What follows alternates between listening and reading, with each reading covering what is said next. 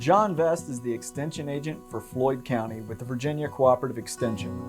His expertise helps novice and experienced farmers produce quality livestock and crops throughout our region. John has offered to share his experiences with our audience and provide them with the knowledge to keep agriculture strong. This is the Ag Show with John Vest.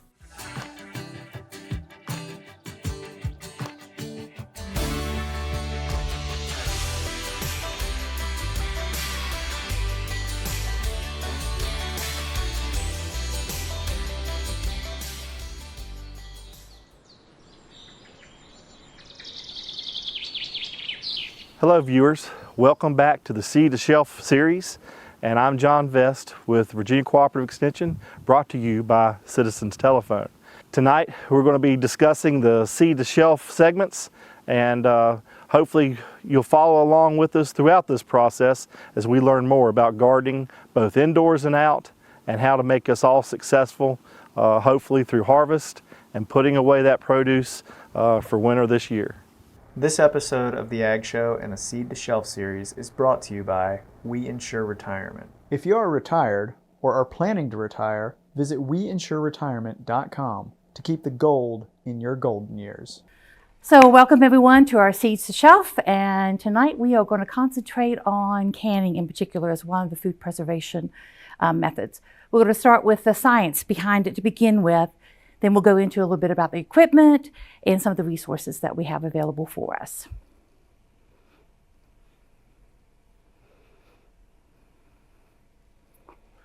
So the reason that we preserve food, several different. One, we want to prevent the spoilage. We want to make sure that we have a product that we can continue to use the rest of the year around the way. When we talk about spoilage, we can divide it up into three different categories. We have our microbiological, and those are our yeast, the bacteria, the molds. So you can kind of see that on the top picture. Chemical is the enzymatic changes, and that's what makes things ripen. But obviously, we don't want it to go past the peak time when we wanted to eat it and want to preserve it. And then, of course, the physical would be the bruising and the water loss. And that happens, of course, when the apples fall off the trees and mishandling of things along the way. So when we are doing any of our canning, we want them at the peak. So we're trying to keep all that from happening. When we're talking about canning, one of the things we're most concerned about is the bacteria. And to understand bacteria a little bit, we want to talk about FAT-TOM. And FAT-TOM is not a person, but it's an acronym. So these are the 6 things that bacteria likes. That's what they need to grow. So one, just like us, they need food.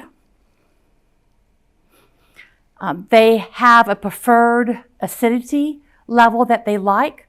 So they will grow more in, we have the amount of acidity, so a pH, they have the high that is 4.6, low is 4.6 and greater than. So if you look at here, we have our orange juice, the vinegar, lemon juice. These are fairly high acid content. We'll look at some of the foods here in just a little bit also. When it has a higher acidity, the bacteria doesn't like that quite as much. And so that's why, as we talk a little bit more, we're going to talk about that division of how we process them as either being low acid or high acid.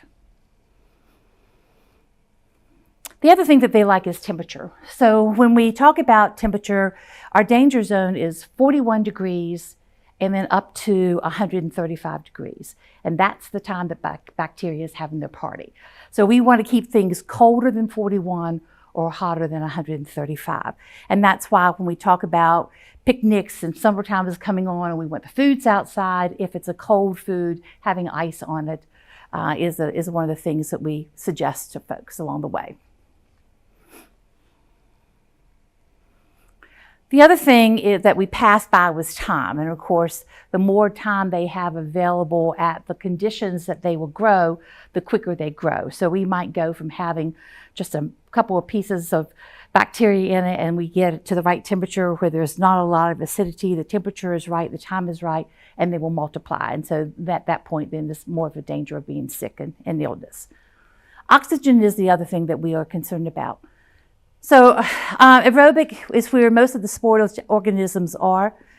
We have facilitatively anaerobic. Some words go off the tongue a little bit easier than others, or our pathogens. And then ones that we are concerned about when we're talking about canning in particular is the anaerobic, not needing oxygen, and that is our Clostridium botulinum. And we'll talk a little bit more about that in a second. And the last one when we're talking about fat tom is our moisture content. So if it has a little bit more moisture, they're a little bit happier. You know, it's just like a lot of the other organisms that are there. We like the moisture. The moisture causes the things to grow and be happier. We talk about moisture as the activity level, water activity level. So these are dividing it out into some of the different microbial groups and where they range in the water activity level. And you can see as you go down, you don't have as high as a content. One of the things that we think about is honey, and honey we think about sometimes as being somewhat liquid, but it does have a relatively low water activity level. Jams and jellies, fruit juices, milks, and fresh meat, all of those are things that bacteria would love, and we need to make sure that we're processing correctly when we do have any of those.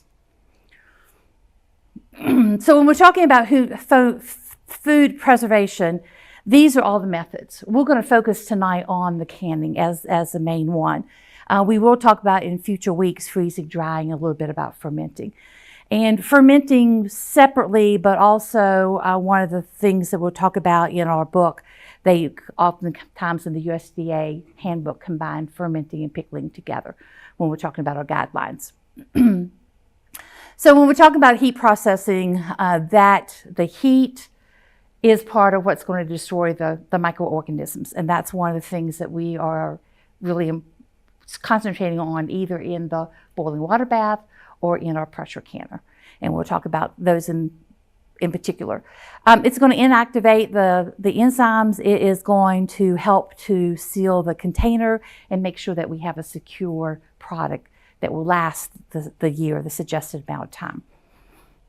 The freezing slows down the growth of the microorganisms and gives us that product that we could have later. And then there is drying and fermentation.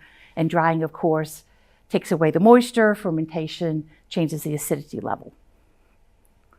So our friend or not so friend that we want to keep away from any of our canning is Clostridium botulinum, or botulism is how we oftentimes refer to it.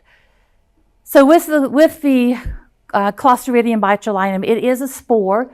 It is out and in the environment. We play with it when we play with the soil, but when we get it in the right conditions, that's when it can have a problem and the spores will burst, and at that point we will have our issues with botulism.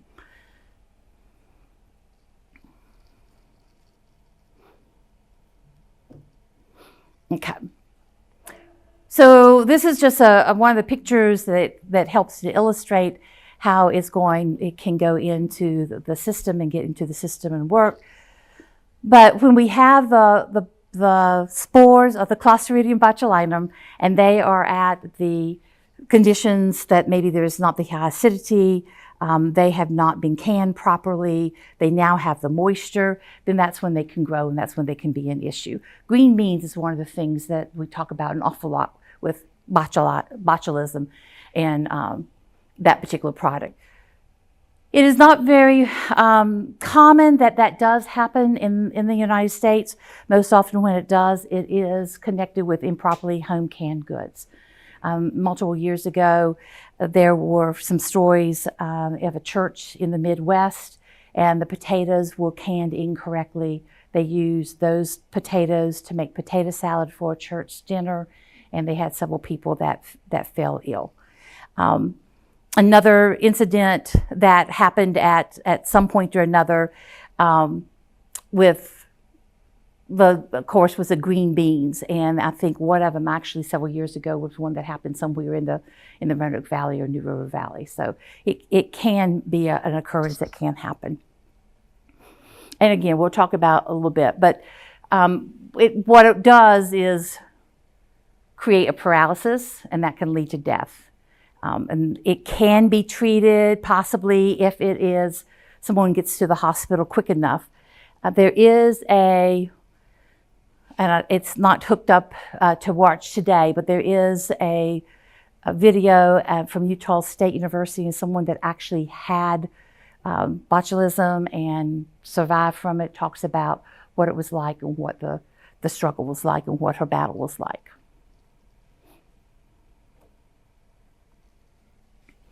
So this looks a little bit more, we talked about acidity and how the acidity plays a key point in when we're talking about our canning. This divides it in a little bit more detail. So on the far side, we have our high acid foods. So those are our fruits and some of our vegetables. You know, tomatoes, it's officially, I think, a fruit, but we refer to it oftentimes as a vegetable. Then on the low acid food, or the majority of our vegetables, our meat are also on that side. And so people do can meat from time to time also. One of the things I want to point out that is a recent change, if you will look on the high acid, you will see yellow peaches. If you look on the low acid, you will see white peaches. And that's something that just is a relatively new breakdown of dividing them into different categories. So any of the things that are high acid foods, we can do by boiling water bath. Anything that is a low acid food, we need to do using pressure. And that's to get the internal temperatures to where we need them to be.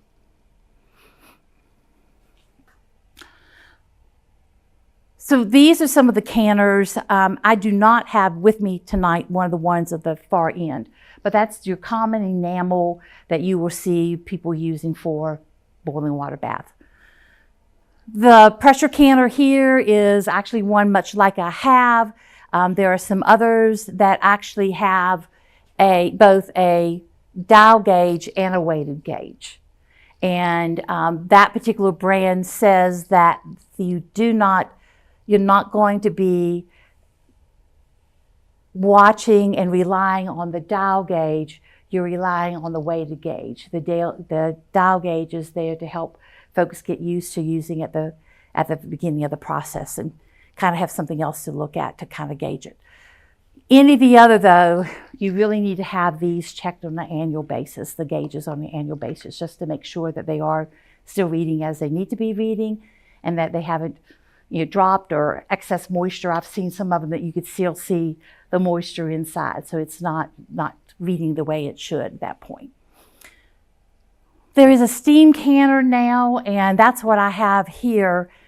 Steam canning was not previously something that was suggested that we could do. They've done more studies on it. So steam canning is one of those things that is a possibility for a certain amount of foods that can be boiling water bath. And we'll talk about picking those out, the difference of them in just a little bit. So when we talk about high acid, low acid, one of the other things that comes into play is acidified foods. So green beans are what acid? Low acid. So as soon as how many of you are familiar with dilly beans? Oh yeah. So as soon as we make dilly beans, we are now putting a vinegar brine on them, a pickle brine. And as soon as we do that, now we are adding acid to that product. So a regular green bean needs to be pressure canned because it's low acid. But as soon as we acidify that and we give it that acidic environment, then we can do those in boiling water bath. Picklings, also tomatoes. Tomatoes are one of the things when you look at the books, tomatoes you can actually make a choice and you can do either tomatoes by pressure canning or water bath. And I've had some folks, well, if I can do it with tomatoes, why can't I do it with whatever? Unless the research has been done, unless the directions are there, we can't just say, oh, well, I did tomatoes at this, I can do something else at this also. Unfortunately, it doesn't work. Science doesn't always work like that way. So some of the differences with when we're talking about the boiling water bath canning, the boiling water bath has water over the jars. It's usually going to be at least a 1 inch. Sometimes you might have it a little bit higher. I actually have, and I'll show you this tool, what it can be used for a little bit later, but I actually have marked an inch on mine, or 2 inches on mine, and then 4 inches, so that I can use this for any of my measurements that I might need it, instead of not thinking about it and putting my finger in the hot water. Not that I've ever done it before. But sometimes, we react and we do something, then we think, how silly was that I did that? But we can use, like I said, the enamel pot. We can use a steam canner for the boiling water bath.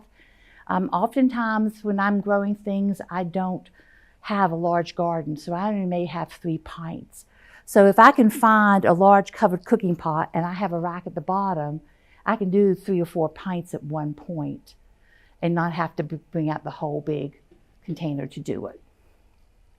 But again, it needs to be whatever jars I'm using, and oftentimes I'm using pints or I'm using the half pints. I need to make sure it covers that by the inch. And then we're going to have brisk boiling, so I need to make sure that water is going to be able to boil above it and not be boiling out of the container. One of the keys when we're talking about boiling water bath, we have our temperature, and it's 212 degrees at sea level. And that's important to realize, because when we're talking about, and I'll point it out in some of the books, when we're talking about doing either boiling water bath or we're talking about doing pressure canner, we need to know what our altitude is. Because with the boiling water bath, that's going to affect the time, because the altitude affects the temperature, and we need to make sure that we get that internal temperature to that 212 degree, that boiling temperature. Well, the boiling temperature based on the altitude, elevation where we are. So heat destroys the microorganisms that spoil acid foods, and then of course the acid and acidic foods are the ones that we're going to do with the boiling water bath. Okay, so atmospheric steam canning. This is where I said we haven't had that in the past. It's something that has come out with research that we can do it. There are 2 different canners. You can use this one, and it needs very little water because you're using steam. So this one has a base that's about so tall, and then the lid goes on it. And then there's this one. And I don't know about you all, but storage is a premium. So if I can get something that I can use for more than one thing, that's going to be the way that I'm going to go. So that's why I went with this one. Either one, it's not a problem. You can use either one. So it's the same temperature as the boiling water is. So that same principle there, I said smaller. It is appropriate for recipes that we can use with a boiling water bath. So those that are acidic. The key is of whether you can do it in a steaming or not. The cutoff is the bottom. Should not be used for recipes that require more than 45 minutes processing time. So the tomatoes take more than that. The tomatillo, some of those take more than that 45 minutes. So if 45 minutes or more, then the steam canner cannot be used. And we'll let you come up a little bit later and look at everything. But the steam canner at the top, this is their gauge that it goes by. So the first time you use it, you follow the directions. You put the water in the bottom, you put the jars in with water in the jars, and you go through the process of getting it to boil. And when it boils, you will see up here, it will stop at some point. There's a dial, and the dial will stop, and there's a mark up here. So this one was tested here in the office when we did a workshop upstairs. So that's where it was stopped. Because I program in more than one county, if I take this to another county to work on it, I'm going to have to recalibrate because I may be at a different elevation.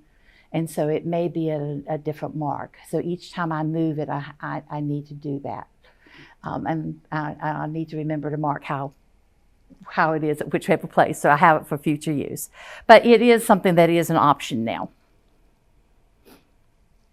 Okay, as I said, pressure canning then is low acid, a little bit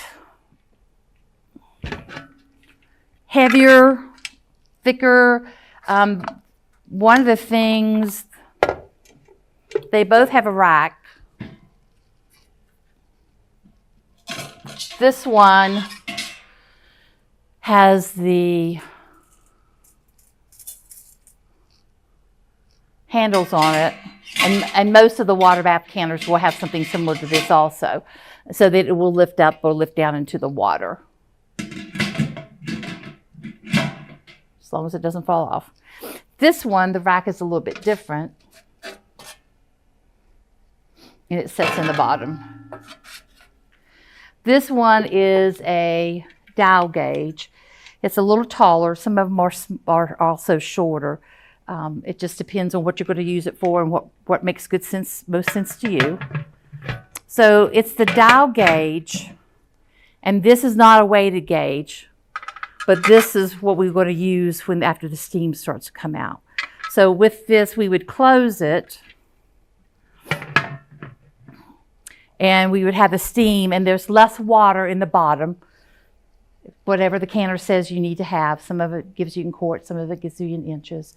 The steam's going to start spewing out of this, and what you're trying to do is getting all the air and everything out of this. And once you have the steam that's spewing at a regular basis, then this goes on, and then the steam pressure starts to increase, and you can find out from the dial how much pressure is going to be, and know whatever your product is,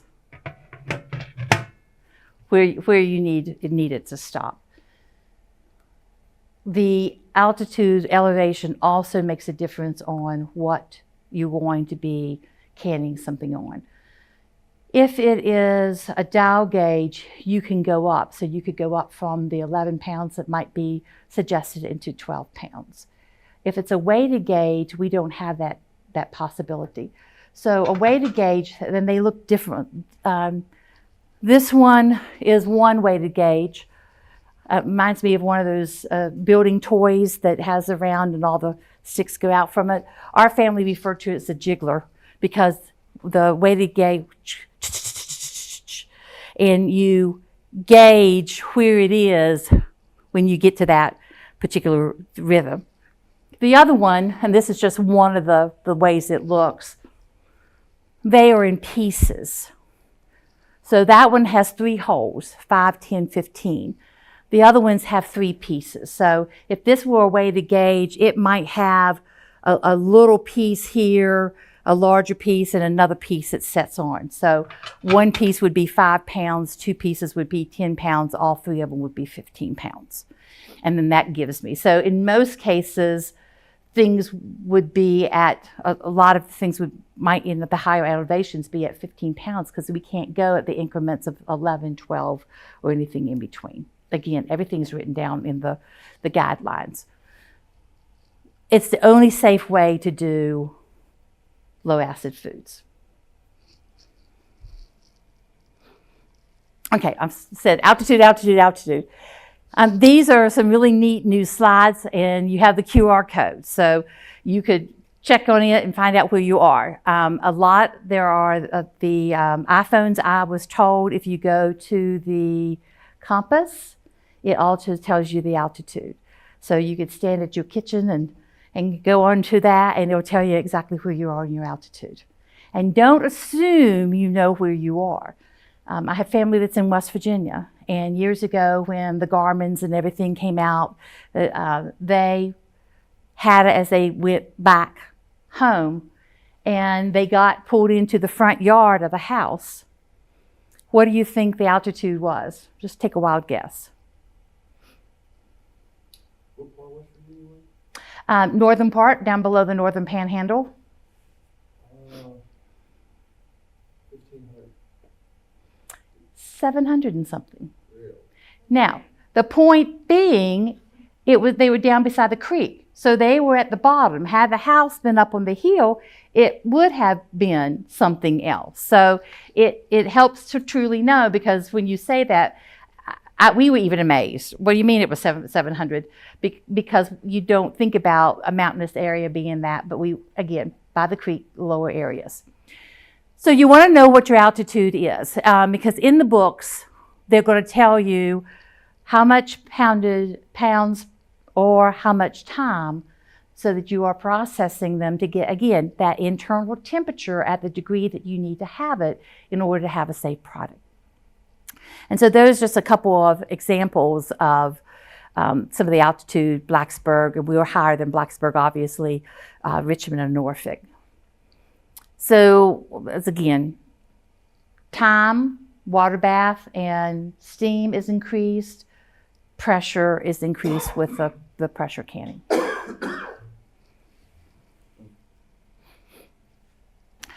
So these are some resources you can go to. I have a couple of them here so you can look at them.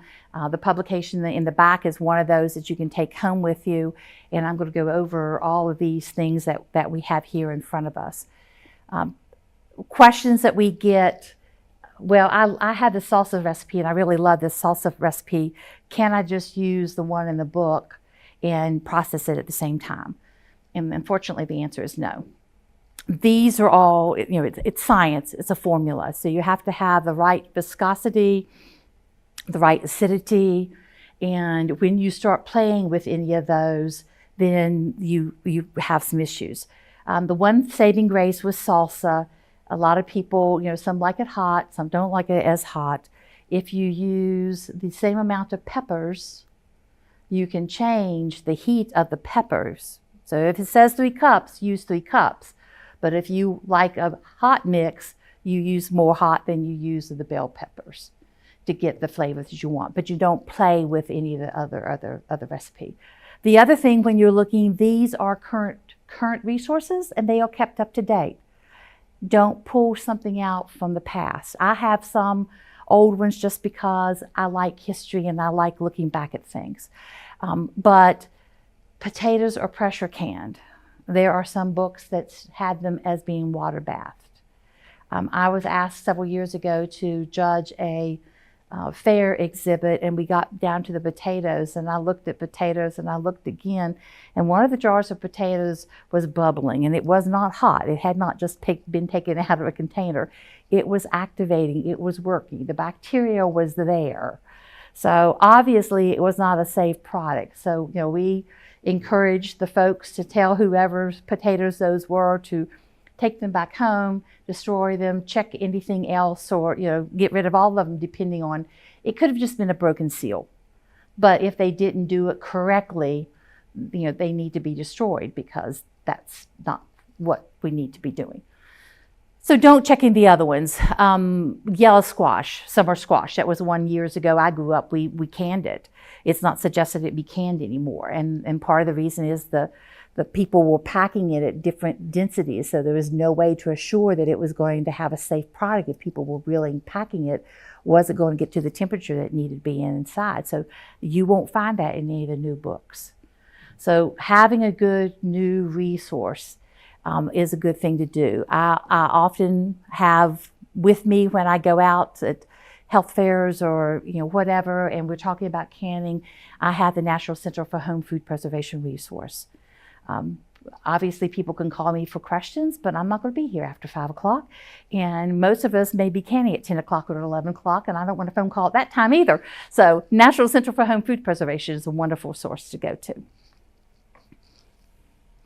Okay, so let's look at some of the things that are in front of us and see. So we went over the canners, so you're aware of some of the things that they can do and what we need to be aware of. As I said, with some of the canners, we have, we will have weighted or we will have dial gauge. There is one brand that has a dial gauge and a weighted gauge. And the weighted gauge is the one on that one that you want to watch. This is a gauge from one of the older ones, and I've had lots of things come through our office through the years. They had never tested it before. Obviously, it didn't read correctly, so they did change theirs. Thank goodness. So some of the tools that you would need. We talked about acidity.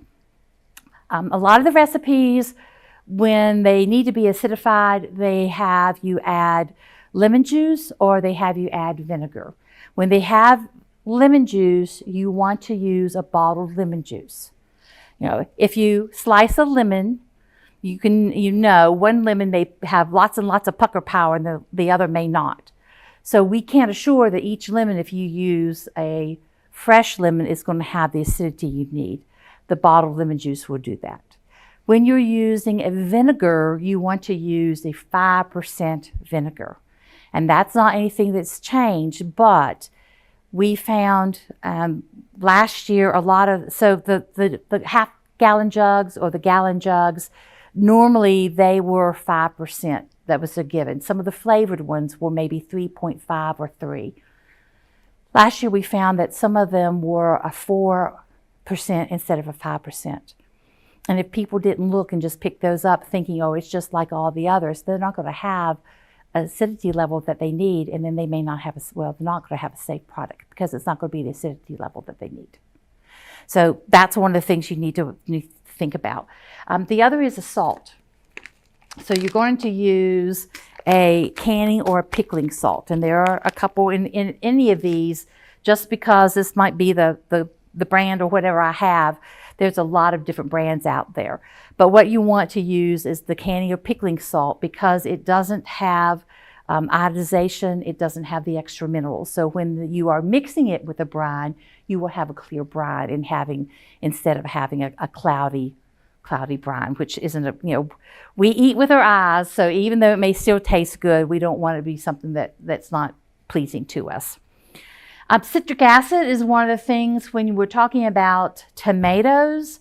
With the tomatoes, and I don't know if any of you remember growing up as a kid, maybe eating tomatoes all summer long, and sometimes at the end of the summer we might have a little sore at the corner of our mouth. Yeah, and that was the acidity of the tomatoes. But if you do it now, depending on what varieties of tomatoes you have, we don't always get that. And that's because the acidity level has changed in our tomatoes. So they have adapted the recipes, and they are suggesting now that we add some lemon juice or we add some citric acid. And you can find it in the most of the canning sections, grocery stores, etc. And that's to give us that extra acidity to make sure that we have a product that has that acid level that we need. Because it's hard, you can't just say, oh, X amount of, these varieties, because next year it may not be up to date because they've upped the varieties and changed the varieties. So that makes sure it's safe. You can find some products that already have your brine mix or your salsa mix or whatever. There are, when you're talking about jams and jellies, there's lots of pectin. So there's dry pectin. There is liquid pectin. You can also make jams and jellies with just the natural pectin. Sometimes that takes a little bit longer to do, but those products are out there also. So along with that, of course, then we need our jars, our lids, all the processes there. So the jars we would have, they are available in half-gallon jars. Half-gallon jars are only acceptable for apple juice and for grape juice, not any of the other veggies and fruit and whatnot. There's no recommendations for them. And again, just saying, oh, well, if it's this much, I can do this much for a half-gallon. It doesn't work that way. Directions are oftentimes given for quarts and pints only. In the jams and jellies, oftentimes you will find something with pints and maybe half pints. If it doesn't have, sometimes we have, there's some jelly jars that we have used that are just a little bit under a pint, like a 3/4 pint or whatever. You have to use the pint recommendations for those. There's nothing in between. So it's the pint or the half pint. Likewise, those cute little jars that are the 1/4 pint, if the directions are given for a half pint, then you need to use the half pint for the 1/4 pint. And jams and jellies are recommended to have a boiling water bath. I remember growing up, there was a coating of wax on the top of them, and we took the wax off, and if there was any mold on it, we scooped the mold off. Well, they found that the mold will grow deeper than what we can see. So that was nixed as a recommendation. I have heard some who take the hot jams or jellies and they put their lid on it and they turn them upside down. And when they turn them right side up, it's sealed, but it's not a recommended sealed, and it's not going to be necessarily something that lasts the entire time of that product. So again, knowing your resources, following those resources. I'll let you a little bit later come up and look at the jar too. This is a jar that is unacceptable, but I won't tell you why. I'll let you see if you can figure that out. But some of the other things, of course, with the lids, and what we use now are the two-piece lids, and this dark section is what creates the seal with our lids. This is something from one of my grandmother's jars that has I think this was zinc and then this is glass, and what they used then to add to it for the seal, they had a different seal, an individual seal that was used. There are some lids out there now, and we were not, wasn't any research on them, so we couldn't recommend them. There has been some research that shows they are good for one use, and the company, the idea behind them is they could continue to use the two pieces, but the research at this moment says that they are good for one seal, and there's new research that says at this moment that they could be used for multiple uses. This is wonderful for storage, but you don't necessarily want to use it when you're canning, because it could create some conditions that might not have the seal that you want. So you want things to be in good condition when you're using them. When we are working with our jars, pieces that with the procedures, so whatever I'm doing, I'm filling this particular jar up. The jar fillers are wonderful to use because then you make it directly into the jar. I also have some at home because when I'm doing anything through the year and have leftovers and putting them in a jar, it also keeps me from being messy. So all my things aren't my canning things. You're going to fill up whatever the item is. As far as how high to fill it, the recommendations will tell you what your headspace is going to be. So jams and jellies don't have a large headspace. I think theirs is 1/4 of an inch, but we'll look to be sure that I'm not misspeaking on that one. Some of the other things are as much as 1 inch headspace. And you can use this tool, and it is measured down, step down to figure out what your headspace is. You can also, use even, a knife and measure it off, and that would tell you. And after you have lots of practice, these rings that go around the turn marks, they actually have, the smaller one is about 1/4 inch. You go around them, and they have increments, so you can kind of go from that too as a way to measure.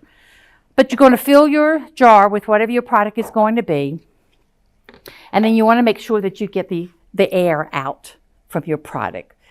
Growing up, we just used a table knife. And I have learned since that's not the best thing to do. Now, a plastic knife would work. And this is also two things. You could use this for getting the air out and also for the measurement. But by using a metal knife over this and over, then you have the possibility of nicking the inside, creating, then that the more nicks it gets, the glass couldn't be in there. And also then under pressure later on, it might make it weaker. So you could use a plastic knife, or you can use this. And you're just going to take it around the edge. And some things you will see the bubbles come up, and other things you might not really see anything. And then get a lot of the air out so that it doesn't create problems when it is going to be going through the processing. Then we wipe the top off with a damp paper towel, because if there's any particles of fruit or salt or whatever, it may prevent a good seal. And then we put this on, and it's finger tight. So just you have a little bit of the resistance, and just pass that little bit of resistance. It's not one of those you want to see how tight you can get it on. Sometimes if you have it on too tight, the lids may buckle also and create some problems. And what we want to do is not create a product that we don't want to go to all that work and then have things that do not seal. If something does not seal, we have 24 hours to put it in the refrigerator or to reseal it. So if it doesn't seal, we can put it in the refrigerator, and we can change the jar top, the lid, and then we can reprocess it if we would like. And yes, depending on the product, that may make a difference in the quality if it gets overly cooked. Lifting our jar lifter, so we can lift it up without getting the water and the heat and the burn from all this on it. So basic equipment, if you are doing something that is going to be poured, maybe your brines over your pickles, having a ladle that pours easily is important. This is something that I found that I absolutely love, because when you're doing tomatoes and beets and some other things, you're going to blanch them first.